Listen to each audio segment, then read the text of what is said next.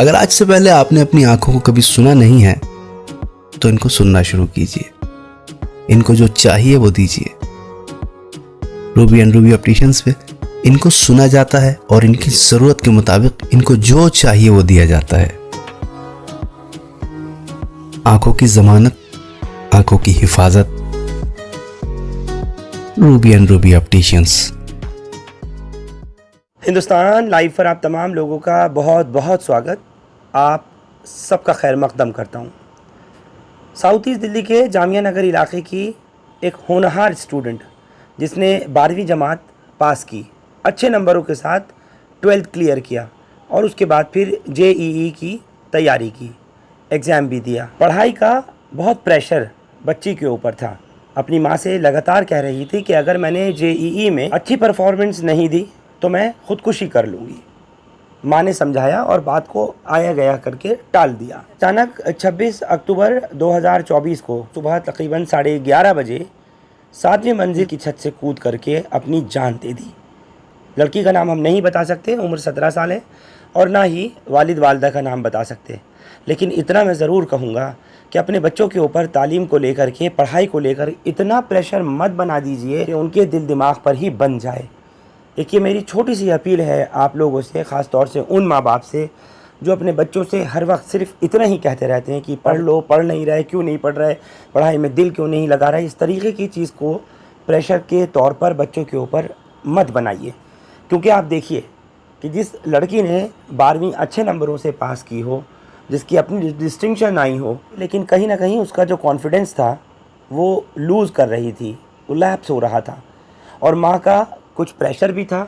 बाप उसके एक प्राइवेट जॉब करने वाले हैं, लेकिन माँ और बाप दोनों ही चाहते थे कि किसी तरीके से लड़की अच्छे नंबरों से JEE क्लियर करे और उसके बाद आगे उसकी कहीं जॉब लगे और अच्छा उसका फ्यूचर हो। हर माँ बाप यही सोचता है, आप हम कोई भी हों, सब यही सोचेंगे। लेकिन बच्चों के ऊपर इतना ज़्यादा बर्डन क्रिएट कर देना कि सिर्फ पढ़ाई पढ़ाई और सिर्फ पढ़ाई के सवाल ही माँ बाप बच्चों से अगर करें तो अंजाम जो है वो कुछ इस शक्ल में भी सामने आता है। हम माजी में भी देख चुके हैं, यानी हमने पहले भी देखा है कई मरतबा कि बच्चों के ऊपर जब कभी भी माँ बाप का या टीचर का या ट्यूशन टीचर वगैरह वगैरह किसी का भी प्रेशर बहुत ज़्यादा होता है तो बच्चों के जहन में कुछ इतना लोड हो जाता है कि वो अपने आप को नहीं रोक पाते और फिर सुसाइड कर लेते हैं। जामिया नगर थाने की पुलिस को जैसे ही इत्तला मिली सुबह 11:25 पर सैटरडे को, तभी मौके पर पुलिस पहुंची, फॉरेंसिक एक्सपर्ट्स पहुंचे, क्राइम टीम पहुंची, SHO DCP वगैरह तमाम अफसरान मौके पर पहुंचे। लाश को पोस्टमार्टम के लिए भेज दिया गया एम्स के ट्रॉमा सेंटर में, लेकिन माँ बाप का रो रो कर बुरा हाल है। लड़की को पोस्टमार्टम के बाद बटला हाउस कब्रिस्तान में सुपुर्द खाक भी कर दिया गया। भारतीय न्याय संहिता यानी BNS की धारा 194 के तहत थाना जामिया नगर पुलिस ने FIR दर्ज कर ली है। हैरानकुन बात यह भी है कि जो वीडियो वायरल हुई है उसमें यह भी दिख रहा है कि मोटरसाइकिल जैसे ही गुजरी 1 सेकंड नहीं हुआ और ऊपर से आकर लड़की गिर गई। वहीं पर फ़ोन पर खड़ा एक लड़का कोई बात भी कर रहा था, ज़रा सा वो टस से मस नहीं हुआ, उसने दौड़कर देखने की भी कोशिश नहीं की कि लड़की जो गिरी है क्या वो ज़िंदा है, मर गई, या उसकी हालत कैसी है, कुछ भी नहीं। खड़ा होकर फ़ोन पर बात करता रहा। ये भी एक बड़ी अजीब सी स्थिति, स्ट्रेंजफुल तस्वीर सामने आई जिस तरह से एक लड़का खड़ा हुआ फ़ोन पर बात कर रहा था। हालांकि पुलिस ने उससे भी पूछताछ इस सिलसिले में की है। मेरे सहयोगी और ब्यूरो चीफ अब्दुल नूर शिबली ने इस खबर को कवर किया था। मैं चाहता हूं कि एक मरतबा आप पूरी देखिए इस स्टोरी को, जो कुछ उन्होंने बयान किया है, और बच्चों के ऊपर ख़ास तौर से अपने बिल्कुल पढ़ाई को लेकर प्रेशर इतना ना बना दें कि वो उनके दिल और दिमाग पे बन जाए और वो कोई खुदा न खास्ता ऐसा कदम उठाने पर मजबूर हो जाए। अपनों की यादें खुशबू की तरह होती हैं, चाहे कितने भी खिड़की दरवाजे बंद कर लो, हवा के झोंके के साथ अंदर आ ही जाती हैं। अब हवा चले ना चले, हमारे इत्र के साथ बनाई यादें हमेशा आपके साथ रहेंगी। जमजम परफ्यूम्स, हजरत निजामुद्दीन से निकली खुशबू जो पिछले 30 साल से आपकी यादों का हिस्सा है। ये जो टॉप वाला हिस्सा है, ये वाला, वहाँ से बिल्कुल वो बच्ची गिरी है और यहाँ पे गिरी है। देखिए ये वाली जगह पे गिरी है वो, देखिए निशान आपको यहाँ पे मैं दिखा दूँ आपको, ये निशान है, देखिए ये निशान यहाँ पे दिख रहा है आपको, ये टेबल, ये घिरा हुआ जगह, यहाँ पे वो बच्ची गिर गई है। 7वें या 8वें फ्लोर से कूद गई है। उनके वालिद हमारे साथ मौजूद हैं। कुछ लोग कह रहे हैं बच्ची कूद गई है, कुछ लोग कह रहे हैं उसे किसी ने धक्का दे दिया है। अब चूँकि उसके वालिद हमारे साथ हैं तो एग्जैक्ट इनसे हम जानने की कोशिश करेंगे कि हुआ क्या है। आप सबसे पहले मुझे अपना नाम बताइए। आप मेरा नाम है मोहम्मद इम्तियाज आलम। कहाँ रहते हैं इम्तियाज साहब आप? मैं रहता हूँ शाहीन बाग में, ई ब्लॉक, तो शाहीन बाग के अलावा आपका पीछे से घर कहाँ है? आप मुजफ्फरपुर, बिहार। बिहार के मुजफ्फरपुर। ये बताइए, आपको जब मालूम चला कि बच्ची के कूदने की खबर आई तो आपको फ़ौरन ध्यान में क्या आया? बच्ची हमारी कूद सकती है या नहीं कूद सकती है, क्या हुआ? नहीं, पहले जो मेरे को मैसेज का फ़ोन आया जो आप हॉस्पिटल आइए, क्यों? तो मैसेज का फ़ोन यही आया, फ़ोन पे उसने यही बोली जो पुलिस वाले का फ़ोन आया है, पुलिस वाले का, जो सूफी के मम्मी आप बोल रहे हैं, सुल्ताना खातून, उसको नाम भी पता है मम्मी का, कैसे पता हुआ मेरे को नहीं पता। जो सूफी के आप मम्मी बोल रहे हैं सुल्ताना खातून, हाँ, तो उसका जो है ना वो 6ठे फ्लोर से कूद के सुसाइड किया, इस तरह का उसने बोला। तो कोई भी आदमी पूछेगा कि कंफर्म कैसे कर सकता है सुसाइड है या किसी ने धक्का दिया है या क्या है। आपको ये क्यों लगता है कि बच्चे ने सुसाइड नहीं किया होगा? सर मेरी बेटी बहुत स्ट्रॉन्ग थी, मेरे साथ फैमिलियर रहती थी, हम लोग कभी बाप बेटी की तरह नहीं, एकदम फ्रेंड की तरह रहते थे, फ्रेंड की तरह रहते थे। वो जो जी छोटी से छोटी बात, बड़ी से बड़ी बात सब कुछ शेयर करती है। कल रात में मेरे पास उसकी तबीयत ख़राब थी, बुखार था, तो मेरे पास आई, मेरे बोली अपू मेरे को सिर छू करके देखिए ये बुखार तो नहीं है। हम देखे तो हल्का बुखार था, हमको तुम्हारे पास बुखार है हल्का तो हरारत है, तो ठीक है क्रोसिन खा लेते होंगे, हाँ खा सकते हो, कोई दिक्कत नहीं। ये बताइए, आपको क्या शक हो रहा है? क्या किसी ने धक्का दे दिया है? और अगर किसी ने धक्का दे दिया है तो आपको किस पर शक है? किसने धक्का दे दिया? शक का तो नाम हमें कंफर्म नहीं कर सकते हैं, वो तो वहाँ के सीसीटीवी फुटेज देख करके आपको पता चल पाएगा। इसलिए देखिए वो आज कोचिंग नहीं गई थी जहाँ वो कोचिंग पढ़ती है। कोचिंग कहाँ करती है वो? श्री चैतन्य हौज खास पे। वो तो हौज खास में है। जी। तो मुझे ये बताइए, जब उसकी कोचिंग हौज खास में है, हाँ। तो वो उस बिल्डिंग में क्यों गई? हाँ, तो उस बिल्डिंग में कोई उसकी फ्रेंड होगी, वो बुलाया होगा। अच्छा, अगर आपको बुरा न लगे तो मैं एक बात पूछूं, क्या मुमकिन है कि उसका कोई लड़का भी दोस्त होगा जो बुलाया होगा? हो भी सकता है, मुमकिन है ये? हो भी सकता है, कंफर्म नहीं मुमकिन है कि उससे भी कोई बहस हो गई हो, हाँ, ऐसा कुछ हुआ हो? हाँ, ऐसा ही सब ज़्यादा जा रहा है। पे इतना प्रेशर डाल देते हैं कि बच्चा डिप्रेशन में जाकर के कुछ भी करने को तैयार हो जाता है। आप एक बात बताइए, इंजीनियर बन के क्या करेगा, डॉक्टर बन के क्या करेगा? अगर ज़िंदगी नहीं बचेगी तो कुछ कर पाएगा कोई भी? फ्रेंडशिप का एक रिलेशन होना चाहिए घर पे, माहौल के, वो क्या करना चाहते हैं पहले उनसे पूछना चाहिए। दोस्तों, इस वक्त मैं शाहीन बाग कब्रिस्तान में हूँ। यहाँ हम लोग उस बच्ची को उसके आखिरी सफ़र पे रवाना करने के लिए आए हुए हैं, जिस बच्ची ने कल ओखला हेड पे एक बिल्डिंग से कूदकर अपनी जान दे दी। उस बच्ची को कूदने के बाद अस्पताल में दाखिल कराया गया था, जहां उसकी बाद में मौत हो गई।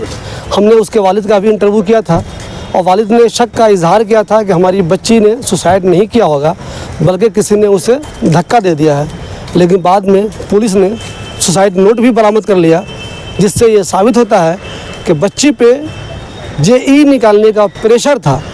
उसे लगता था कि शायद ये मुझसे नहीं हो सकेगा, मुश्किल होगा, इसलिए उसने अपनी जान दे दी। ये कितने अफसोस की बात है कि हम लोग अपने बच्चों से कुछ ज़्यादा ही उम्मीद लगा लेते हैं, ये जाने बगैर कि उससे ये एग्ज़ाम क्लियर होगा या नहीं होगा। हमारे लिए ये शर्म की बात नहीं है कि हम अपने बच्चों पे प्रेशर डालते हैं।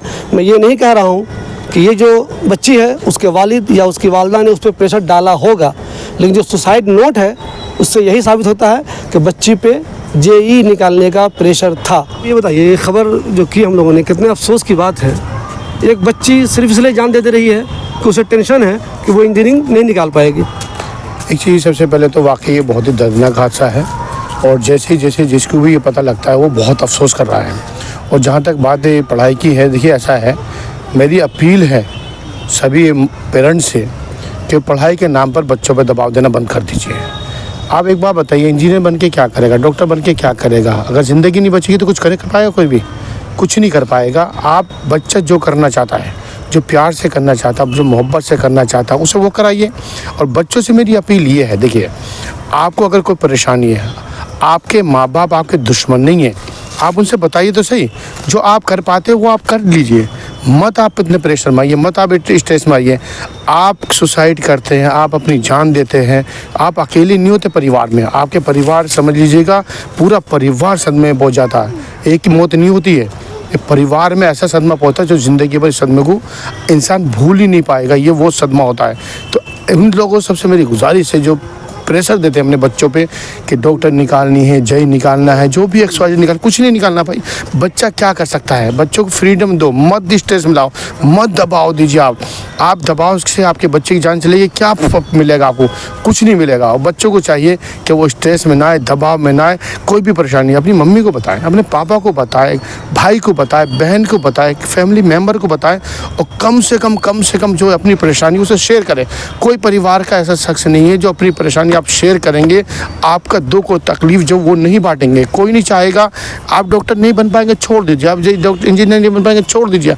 आप मुझे ये बताइए, क्या पूरी ज़िंदगी में, पूरे जो हिंदुस्तान या पूरे वर्ल्ड के अंदर, पूरी दुनिया में सिर्फ डॉक्टर इंजीनियर है क्या?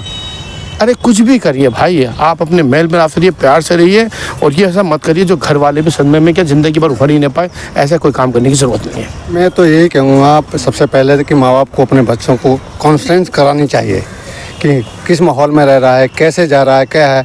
बच्चे को शेयर करते नहीं हैं, बच्चों पे इतना प्रेशर डाल देते हैं कि बच्चा डिप्रेशन में जा कर के कुछ भी करने को तैयार हो जाता है। लेकिन नहीं, माँ बाप को पहले ये सोचना चाहिए कि हमारा बच्चे की काबिलियत क्या है और हम क्या कर सकते हैं, उससे बैठ के बात की जाए। और ऐसे एक दोस्ती और माँ बाप का प्यार रिश्ता होना चाहिए, जिससे कि वो आगे बढ़ने की कोशिश करें, ना कि इस तरह के कदम उठाए। देखिए, सिंसियर थॉट ये है कि आजकल बच्चे थोड़े हाइपर नेचर के हैं, सो फ्रेंडशिप का एक रिलेशन होना चाहिए घर पे, माहौल के वो क्या करना चाहते हैं पहले उनसे पूछना चाहिए। एंड एक अपनी तरफ से एज ए गार्जियन को तो बहुत सारी विश होती है कि मैंने ये नहीं किया, उसने ये नहीं किया, पड़ोसी ने ये कर लिया, पड़ोसी के बच्चे ने ये कर लिया। बट उसके बच्चे की काबिलियत को अंडरस्टैंड करते हुए उससे हिसाब से एक्सपेक्टेशन उसी हिसाब से फिक्स होना चाहिए, और उसके लिए रोज़ एक रिमाइंडर नहीं सेट करना चाहिए। यू शुड बी एक फ्रेंडली नेचर कि अरे सुना ये हुआ, सुना वो हुआ। So I have also kids, I am dealing with them. तो माई मैसेज इज दैट कि प्रेशर का जो एक सिचुएशन है घर में, सटायर कर दिया, अच्छा उसका हो गया था, उसका नहीं हुआ, तुम क्यों नहीं कर पाते, तुमको भी हम ये फैसिलिटी देते हैं, ये सारी जो डिस्कशन घर पे होती है ना, वो कहीं ना कहीं बच्चों के माइंड में माउंट करती है, एडअप होती जाती है। वो फिर वो लगता है कि यार छोड़ो यार, कुछ नहीं करना, तो ये गलत डिसीजन ले लेते हैं, कई बार कुछ और कर लेते हैं। सो बच्चे को फ्री करना चाहिए, बच्चे को समझना चाहिए कि बच्चा क्या करना चाहता है, और उसके साथ डील करना चाहिए। उसमें आप सजेशन दे सकते हैं, प्रेशर का कैलकुलेशन नहीं होना चाहिए माइंड में। तो देखा आपने और सुनी एक एक बात, जिस तरह से अब्दुल नूर शिबली मेरे ब्यूरो चीफ बता रहे थे, और साथ ही जिन लोगों का उन्होंने इंटरव्यू किया, जिनकी बाइट की, जिसमें बच्ची के भी घर के लोग मौजूद थे। सवाल इस बात का है कि क्या वो लड़की जिसने 12वीं अच्छे नंबरों से पास की हो, और वो आगे आने वाली अब जो पढ़ाई थी उसकी, JEE की जो उसकी परीक्षा थी, एग्जामिनेशन था, उसको लेकर के अब इतनी फ़िक्रमंद हो गई थी कि उसने दिल दिमाग पर इतना प्रेशर हो गया कि उसने सुसाइड कर ली। वापस आ सकती है? कभी नहीं आ सकती। ख्याल रखिए अपने बच्चों का भी इस चीज़ को लेकर, और पढ़ाई का इतना प्रेशर उन पर क्रिएट नहीं कीजिए। आप लोग हमारे साथ इस खबर पर जुड़े, आप सबका बहुत शुक्रिया। हिंदुस्तान लाइव फरहानिया या यूट्यूब पर सब्सक्राइब कर सकते हैं और क्लिक कर सकते हैं बेल आइकन हमारी खबर की पहली नोटिफिकेशन के लिए।